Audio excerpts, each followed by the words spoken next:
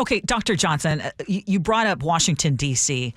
For those of us here living in the Pacific Northwest, why should we care about what is happening in Washington, D.C. right now? Because Seattle is next. Because they'll do the same thing in your city. I mean, like, look, I've been in L.A., I've been in D.C. When the president used, and here's the important thing to remember, it does not matter what the pretense is. Mm-hmm. In Los Angeles, it was, well, there's protecting out of the control, undocumented people. That was a lie. It was just an attempt to stress test if you could do a military takeover of a city that you don't like. In Washington, D.C., it's supposedly crime, but it's just a stress test to see if you can take over an American city and intimidate the residents there. Seattle would be a top 3 or 4 place that they're going to go after next because there are protests in Seattle. There's activism on the ground in Seattle.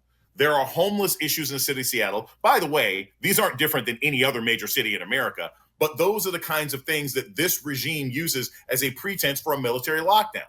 So I think people in Seattle should definitely care about this. I think people in Cleveland should definitely care about this. I think people in Philadelphia should care about this. The only people who right now are pretending they don't have to care are residents of major cities in red states. He ain't going after Houston. He ain't going after Dallas yet.